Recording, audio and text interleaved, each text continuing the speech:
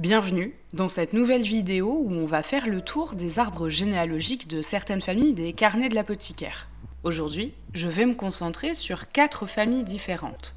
Le clan des Ma, la famille de Gaoshun, le clan des La, la famille de Mao Mao, le clan des Shi, la famille de Lolan et la famille impériale.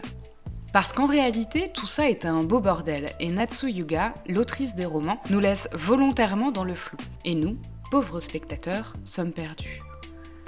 Donc, dans cette vidéo, on va essayer de tirer au clair, autant de se faire que peu, ce que l'on sait des liens familiaux en s'arrêtant aux différentes informations que l'on nous donne de manière claire, ou non, dans la saison 2. Commençons avec la famille de Gaoshun. Et sans faire de spoil, c'est, je pense, ma famille préférée dans les carnets de l'apothicaire. Même si pour l'instant, on ne les a pas tous rencontrés, je vous assure, vous allez aussi les adorer. Bref, ce que l'on sait pour l'instant, c'est que Gaoshun a une femme, avec qui il a eu au moins 2 fils. Un premier fils, qui lui-même est marié et a au moins un enfant. Et le cadet, que nous connaissons, Bazen, âgé de 19 ans dans la saison 1. Et dans la saison 2, on apprend que le clan des Ma est en réalité le clan destiné à protéger la famille impériale. Et dans les saisons à venir, on en apprendra encore plus sur ce clan pour mon plus grand plaisir. Passons au clan des La. Autrement dit, la famille de Mao Mao. Et ici, ça commence à se compliquer, parce qu'entre famille adoptive et famille de cœur, les choses s'en mêlent un peu. Donc, les parents biologiques de Mao Mao sont Lacan et Fenshen. Mais c'est Luomen qui a élevé Mao Mao. Luomen étant en réalité l'oncle de Lacan, et donc le grand-oncle de Mao Mao. Et dans la saison 2, on voit un nouveau personnage arriver, étant présenté comme le fils de Lacan, Lahan. Et c'est en réalité son fils adoptif. Et même plus que ça, c'est en fait son neveu. Et donc, le cousin de Mao Mao. Pour résumer, Lacan a un frère, qui lui-même a une femme, avec qui ils ont eu Lahan, qui a été adopté par Lacan.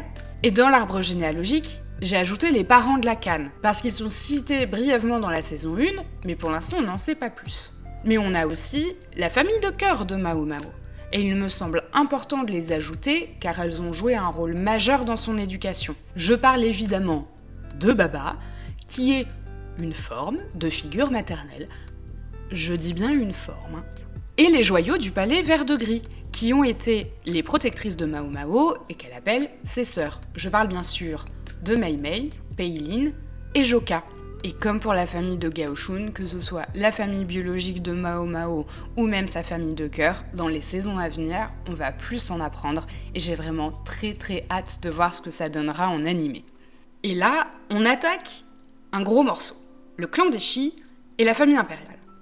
Avec les révélations que l'on a dans la saison 2, j'ai décidé de rassembler les 2 arbres généalogiques, c'est le plus simple. Donc, on va démarrer tout en haut de l'arbre avec l'impératrice régnante, qui a eu un fils, l'ancien empereur. Et là, on va bifurquer vers le clan des Shi tout doucement.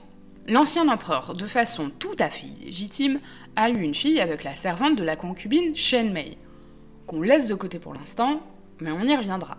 Et cette fille illégitime a été la première femme de Shisho, le seigneur des contrées du Nord. Et de cette union est née Suilei. Suilei est donc la petite fille de l'ancien empereur et de fait la nièce de l'empereur actuel, tout à l'heure. J'ai parlé de Shen Mei.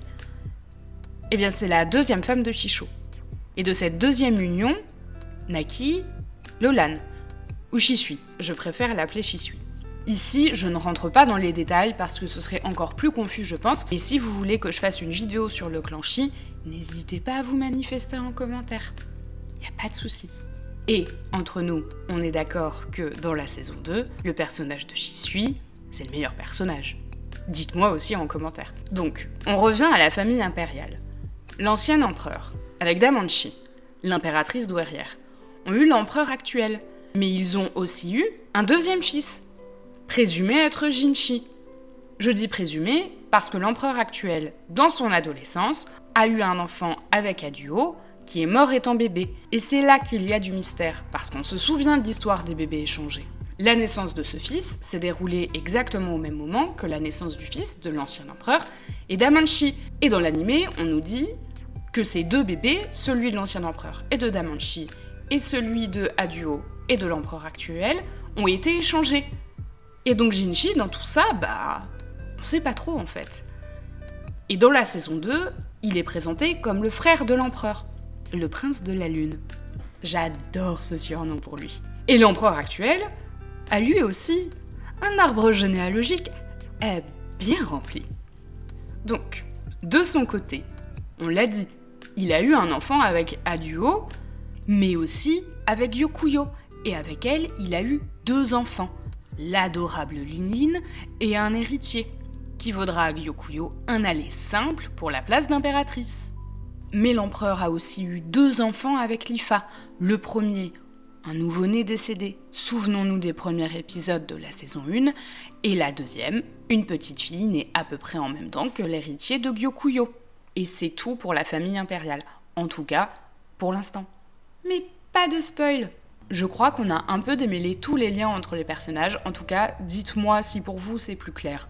Ou pas. Et surtout, j'aimerais aussi savoir, pour vous, Jinchi c'est qui ? Est-ce que c'est le frère de l'empereur ? Ou bien son fils ? Dites-moi tout en commentaire. Cet espace est là pour vous. Et surtout, n'hésitez pas aussi à liker, à lâcher un petit abonnement. Et moi, je vous retrouve dans la prochaine vidéo. Salut !